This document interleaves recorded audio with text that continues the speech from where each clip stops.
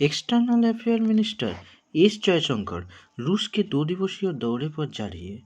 वह में रशिया की डेप्यूटी प्राइम मिनिस्टर और ट्रेड और इंडस्ट्री मिनिस्टर डेनिस मेंटार्व के साथ ट्रेड, कल्चरल, टेक्नोलॉजिकल मैटर को लेकर चर्चा करेंगे।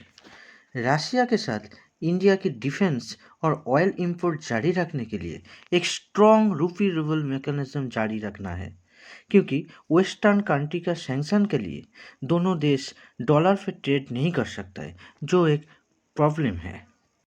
रशिया की ऑयल और नेचुरल गैस एक्सपोर्ट करने पर वेस्टर्न कंट्री का इस सैंक्शन के मतलब इंटरनेशनल मार्केट में ऑयल की कीमत बढ़ रही है। इस सिचुएशन में इकोनॉमी को स्टेबल रखने के लिए रशिया से डिस्काउंट रेट पर ऑयल इंपोर्ट करने में इंडिया मजबूर हो रहा है। इस साल अक्टूबर में रूस हिंदुस्तान की सबसे बड़ा ऑयल सप्लायर है। टोटल इंपोर्टेड क्रूड ऑयल की 22% रशिया से हुई है। इस बारे में रशिया, इराक और सऊदी अरब को भी पीछे छोड़ दिया है। वेस्टर्न कंट्रीज की दबाव को अवॉइड करके इंडिया रशिया से तेल इंपोर्ट जारी रखा है। रशियन प्रेसिडेंट नोटिस किया है इस सिचुएशन को, जो रशिया कुछ साल पहले ब्लेम कर रही थी इंडिया वेस्ट की इशारा पर चल रही है।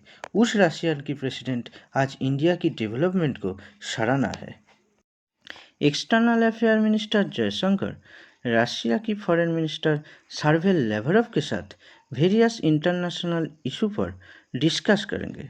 इंटरनेशनल कम्युनिटी इंडिया को रशिया और यूक्रेन के बीच शांति स्थापन करने में प्रमुख भूमिका निभाने वाला देश के रूप में भाव रही है।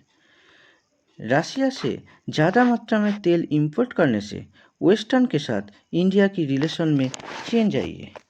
यूएस पाकिस्तान को F-16 पार्ट्स देने का कमिटमेंट किया है। पाकिस्तान में अमेरिका की राष्ट्रदूत पीओके का विजिट किया है।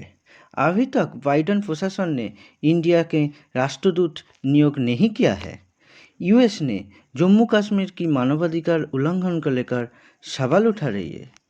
वेस्टर्न कंट्री रशिया की ऑयल प्राइस पर कैप लगाने और उनके ऊपर एक्स्ट्रा सैंक्शन लगाने में प्रयास में है। देश की आवाम की एनर्जी सिक्योरिटी इस अनसर्टेनिटी एटमॉस्फेयर में नहीं हो सकते। ताई जंग को रोकना और सिचुएशन को नॉर्मल होना हिंदुस्तान के लिए एक वाइटल इशू है, इसलिए इंडिया मीडिएटर की भूमिका में है। इस जंग में रूस की सफलता वो नहीं थी जिसकी उसने आशा की थी। शुरुआत में जो सफलता आई थी वो भी बाद में नहीं रहे। वास्तव में यूक्रेन के पास पश्चिमी दुनिया की मनी और टेक्नोलॉजी है।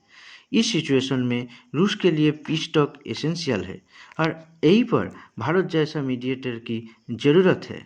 इस जंग की मिली सफलता ने यूरोप, अमेरिका और यूक्रेन को प्रेरित किया है, तो इस शांति प्रक्रिया काफ़ी हद तक इस बात पर निर्भर करेगी वेस्टर्न कंट्री इस बारे में क्या सोचती है। विंटर सीजन आ रही है और यूरोप में एनर्जी का दिक्कत आ रही है। इस सिचुएशन पर अगर यूरोप उनकी पहले वाली स्टैंड से हट के यूएस को प्रेशराइज करे तो इस शांति प्रक्रिया के लिए कुछ रिजल्ट आ सकती है। अगर इंडिया दोनों देश को एक टेबल में बसाकर पीस टॉक कर पाए तो इंटरनेशनल सोसाइटी में उनकी रुतबा बढ़ेगी। सिक्योरिटी काउंसिल में परमानेंट सीट पाने की मांग और भी मजबूत होगी।